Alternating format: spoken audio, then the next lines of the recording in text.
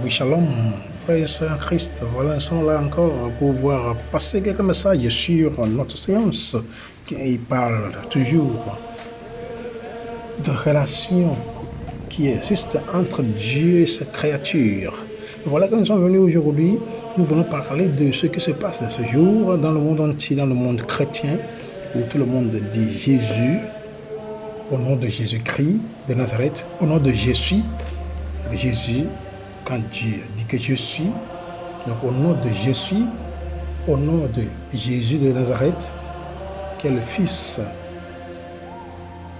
de Jésus, Jésus-Christ, qui est le fils de Jésus dans l'Ancien Testament.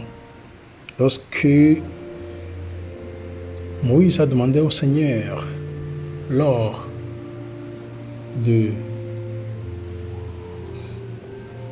d'aller sauver le peuple d'Israël à la buisson ardent, voilà le nom que Dieu a donné à Moïse. C'est voilà que si je vais là-bas et je dis que tel m'a envoyé, quel est le nom que je vais donner que celui qui m'a envoyé? Il a dit que c'est je suis. Voilà, je suis m'a envoyé. C'est je suis qui est Dieu. Il est toujours. Ce n'est pas qu'il était, il est toujours. Il est présent. Au présent, ce n'est pas passé, ce n'est pas venir, il est. Il ne change pas sa nature. Donc cela, c'est de là que voilà Jésus qui est son fils bien-aimé, celui qui est venu dans le monde pour sauver le monde, celui qui va gouverner le monde avec justice, ou bien dans une grande justice, dans l'amour, faisant la volonté de son Père. Une grande obéissance.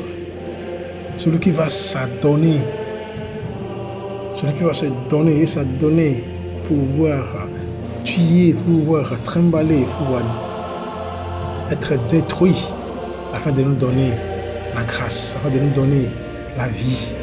Celui qui va vraiment vaincre la mort et vaincre nos péchés. C'est celui-là dont je voudrais parler ce soir. Si vous êtes nouveau dans ce canal, vous êtes invité de pouvoir s'abonner, de pouvoir vous abonner. Comme ça, lorsqu'une nouvelle vidéo est téléchargée et est arrivée, vous serez le premier à être notifié.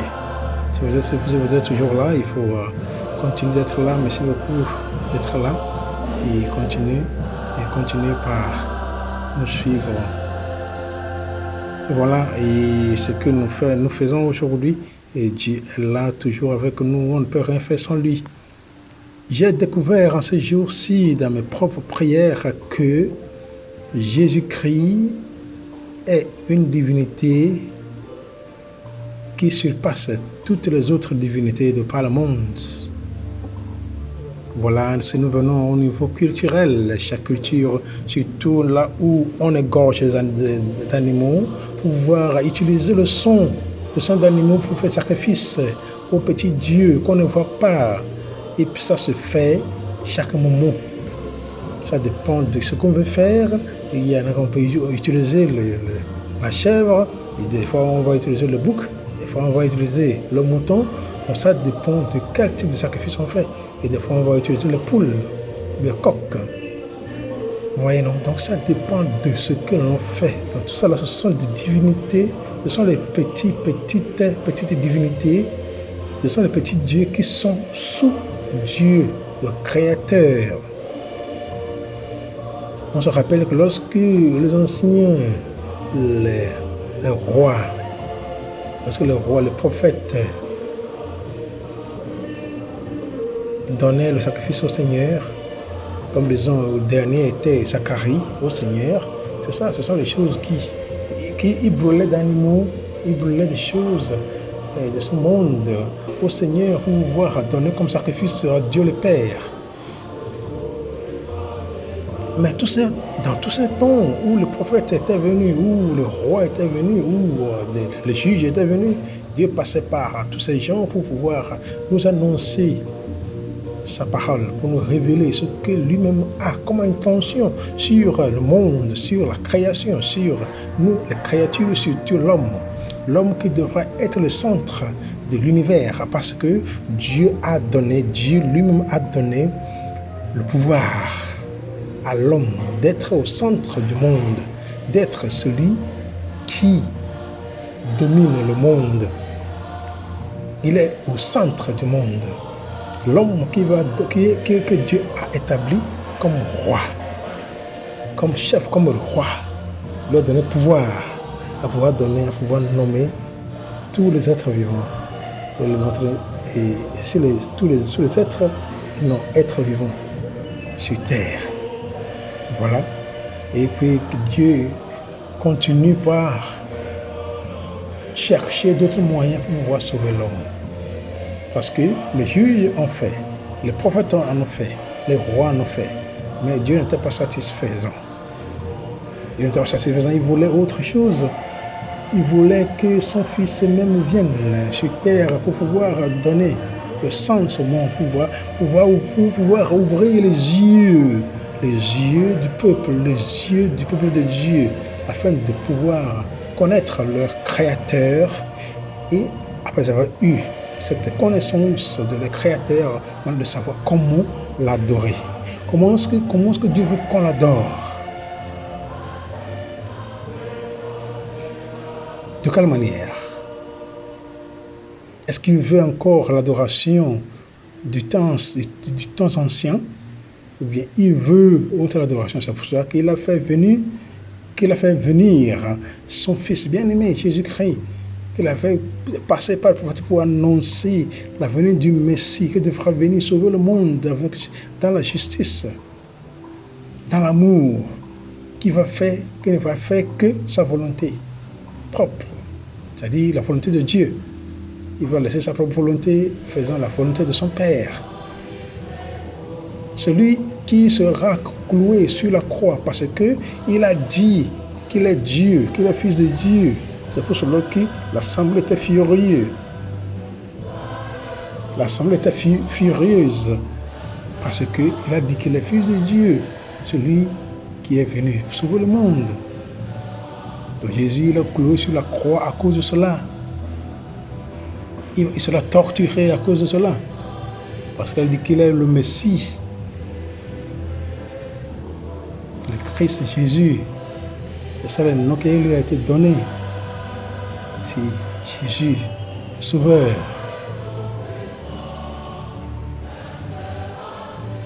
C'est lui le Fils de Dieu. Le Messie, le Sauveur. Donc Jésus-Christ, que tout le monde comme chrétien connaît par cœur. Celui-là qui va se faire divin, et qui est divin déjà, mais comme il est homme et il est Dieu. Et l'homme parce qu'il a pris la chair de sa maman qui est Marie. Dans Luc chapitre 1, verset 1 à 38. On lit tout ça, là, on va voir comment l'ange Gabriel a été envoyé par Dieu à une vierge qui s'appelle Marie sur la naissance de Jésus, qu'on appelle le Christ, le Sauveur du monde. Donc, voilà, Jésus a pris chair de l'humanité. Il a tout démontré tout au long de sa vie, lors de son ministère. Et voilà, c'est lui qui est Dieu encore, parce que, voilà, il travaille pour son Père. Jésus continue par utiliser ces deux natures. Il va gêner beaucoup. À 30 ans, il a commencé son travail. Et 3 ans seulement qu'il a travaillé. Et il sera livré à la mort. Il sera livré par le traître. Judas Iscariote, qui va le livrer. Un grand traître. Voilà, c'est écrit, ça devrait arriver. Il doit passer par les souffrances, la mort, la résurrection, pour pouvoir nous donner la vie. Donc sa passion, c'est par là qu'il nous a guéris. Jésus nous a sauvés, nous a guéris par sa passion. Il n'y a pas le salut, sans souffrance. Il n'y a pas la gloire de Dieu sans la souffrance. Il faut passer par la souffrance, beaucoup de souffrance, afin de pouvoir accéder à la gloire, au succès. Donc Jésus a tout fait pour nous. Donc comme lui, il a fait ça pour nous, passant par la croix, pour pouvoir sauver le monde, pour pouvoir donner la vie au monde. Il va donner la guérison, pour pouvoir nous purifier, sanctifier, exorciser, pour pouvoir nous transformer, nous sauver, nous guérir, pour pouvoir nous réparer, pour pouvoir nous ouvrir les yeux, les oreilles et le cœur spirituel. Lui, il continue par nous inspirer. C'est Jésus. C'est le seul qui s'est laissé sacrifier. C'est quand on regarde dans toute la religion de par le monde, on va prendre l'animal, on va sacrifier, on va faire sacrifice. On prend l'animal, on va acheter, on cherche, on achète, on va égorger. Mais dorénavant, dans le monde chrétien, on ne fait plus cela. On ne voit plus le sang. On ne gauche plus rien. Mais Jésus s'est donné. S'est donné comme l'agneau immolé. S'est donné comme le pain vivant du ciel, descendu du ciel. Il a pris le pain. Il a dit que c'est ça qui est son corps. Sa chair, quoi. Son corps. Et il a pris après la coupe remplie du vin. Il a dit que voilà mon sang. Jésus a transformé tout en symbole. Tout est un symbole, mais significatif. Une grande valeur, un sens profond. Jésus nous a donné pour pouvoir croire au Seigneur, pour nous laisser de pratiquer ce que nous pratiquons, disons, nos divinités, de verser le sang par terre, sur les montagnes, auprès des eaux, sur des cailloux, dans des endroits secrets, ainsi de suite. Non, Jésus est venu pour voir tout enlever et arracher. Donc, ce terme, ou bien ce à quoi nous sommes en train de parler, et continue par nous dire qu'il n'y a pas la gloire, il n'y a pas le succès sans souffrance. Donc, si on veut se guérir, si on veut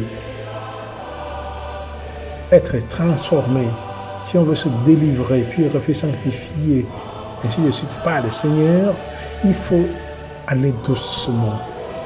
Il faut passer par toutes les étapes. Vaut mieux sacrifier le présent pour le futur, pour l'avenir, que de sacrifier le futur ou bien l'avenir pour le présent. Vous voyez, c'est vraiment différent. Lorsqu'on sacrifie le présent pour l'avenir, on va gagner. On gagnera beaucoup. Ça veut dire que nous sommes en train d'aller doucement et sûrement. On souffre, oui, mais on continue doucement dans nos souffrances, petit à petit. On espère au Seigneur, on croit en lui, on met notre confiance, notre foi en lui. Et voilà, petit à petit, dans la prière, petit à petit, Dieu nous conduit vers notre bonheur. Parce que chacun de nous est créé pour pouvoir s'épanouir dans ce monde. Nous sommes créés sur une pierre précieuse, chacun avec sa pierre précieuse, qu'on appelle, que moi j'appelle le destin. Donc sur ce destin, nous sommes appelés à pouvoir bien laisser que les rêves, ou bien le bien-être de notre destin se réalise, arrive à nous. C'est ça. Donc comme ça, pour que le bien-être de nos destins arrive, il faut qu'on aille doucement parce que c'est ça qui est pour nous. Ce sont les choses qui sont pour nous, chacun avec le sien. Et on continue par s'approcher au Seigneur afin de pouvoir nous aider à arriver au bien-être de notre destin, là où nous devrons avoir une vie épanouissante. Vous voyez? Donc, lorsqu'on souffre, il faut savoir qu'après la souffrance, il y a la joie. Il y a la joie. Jésus, il est venu, il n'a pas commis de péché, il n'a rien fait du mal, il n'a pas tué, mais voilà, il a été pris innocemment. Jésus a été pris par méchanceté, avec beaucoup de mensonges, mais à la fin, ce que lui-même a dit, qu'il est Dieu, il est fils de Dieu, et on ne l'a pas accepté. On l'a torturé. On a torturé Jésus jusqu'à la fin. C'est vers la fin qu'ils ont dit que voilà cet homme, c'est vrai, le fils de Dieu. Il était Dieu. Vous voyez, à la fin, vous voyez, il faut toujours penser avant de faire. Il faut toujours penser avant d'agir. Il ne faut pas agir avant de penser. On pense, on discerne, on voit ce qu'on veut entreprendre, ce qu'on veut effectuer, ce qu'on veut faire. On pense à cela. On discerne cela. On voit tout, toutes les couleurs. Et si on fait comme ça et ça donne comme ça, on fait comment? Et puis, voilà, petit à petit, on est là pour pouvoir résoudre nos problèmes. On pense avant de faire.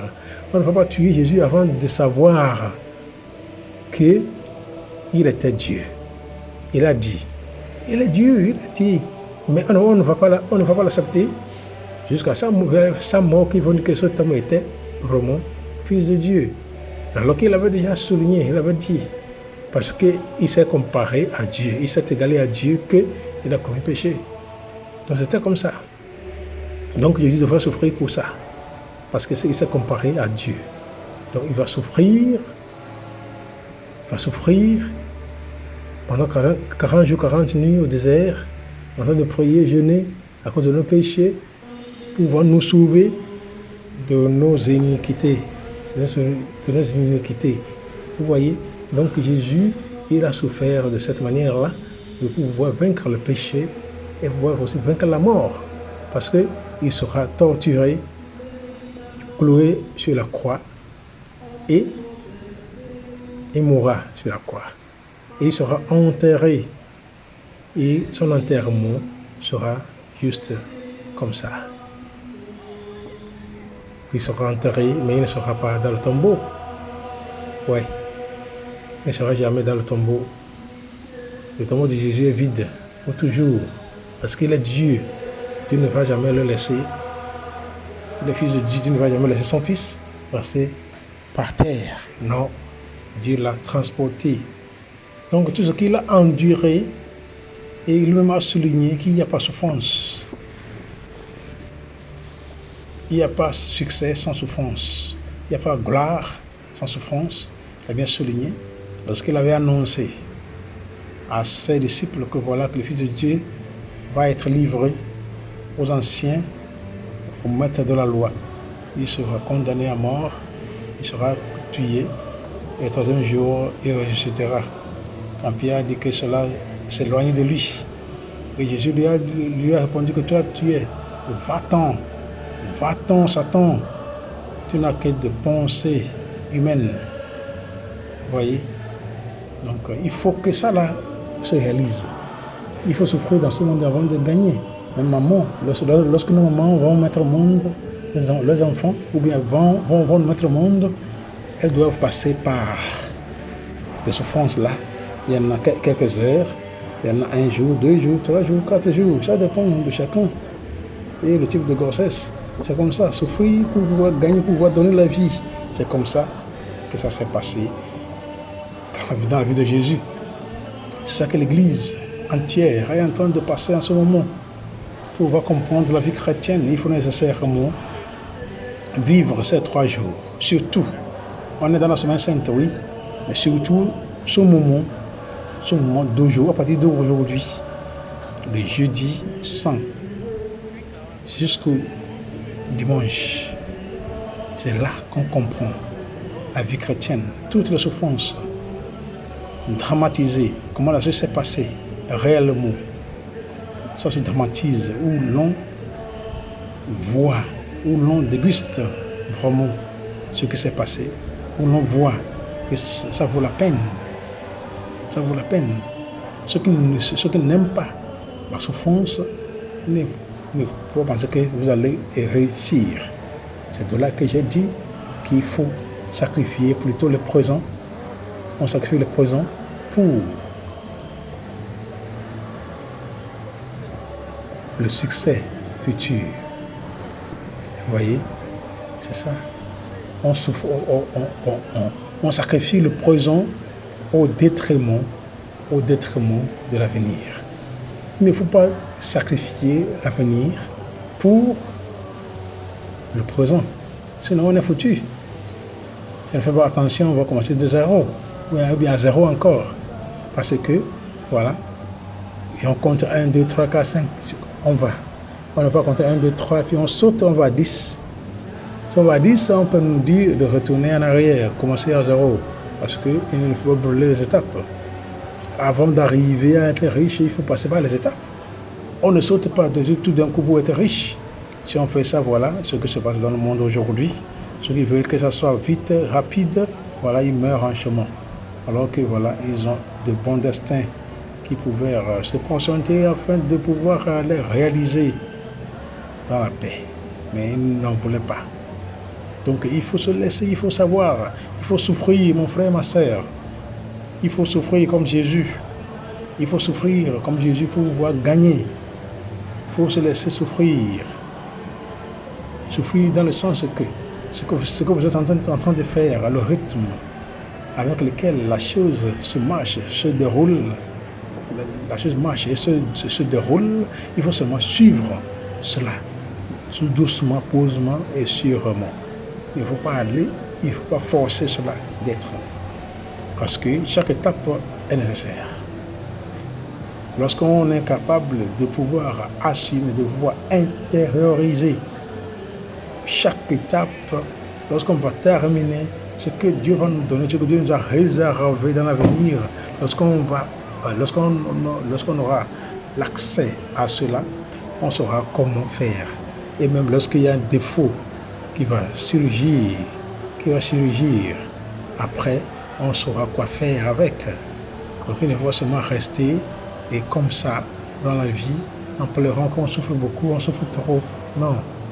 Il faut donc toujours avoir l'espoir que le Seigneur a là. Il faut qu'on souffre avant d'arriver là-bas. Parce que la foi en Jésus-Christ, c'est une foi qui devrait être enracinée dans son sang. Le sang versé au calvaire, au mont calvaire. C'est là. La foi en Jésus-Christ se réfère à l'histoire de Jésus de Nazareth, c'est ça. Les Juifs de Galilée qui apparaît au premier siècle dans le secret de Jean le Baptiste avant de s'engager, entouré de quelques disciples, vous voyez, dans une carrière de prédication itinérante d'1 à 2 ans et demi, essentiellement en Galilée, et en pratiquant guérison et exorcisme. Donc, Jésus avait fait beaucoup de choses. Vous voyez, ce Jésus a fait beaucoup de choses dans sa vie. Il a prié pour le monde, il a prié pour soi-même, il a prié pour le monde. Pour soi-même, pour nous et pour ceux qui ne sont pas encore là. Pour que lorsqu'ils arrivent dans ce monde, qu'ils entrent dans la grâce de Dieu. Vous voyez? Donc Jésus, il a tant fait pour le monde. Il a loué le Seigneur, il nous a enseigné, il nous a consolé, conseillé, il nous a appris plusieurs choses. Il nous a pardonné nos péchés, il nous a guéris. Vous voyez, il continue à faire toutes ces choses-là. Donc lorsqu'on se confie à lui et puis on va doucement et posément, on arrivera à la fin de ce qui nous est réservé par le Seigneur. Donc il ne faut pas laisser que le feu de notre foi s'éteigne. Vous voyez, il faut toujours avoir ses yeux fixés sur Jésus-Christ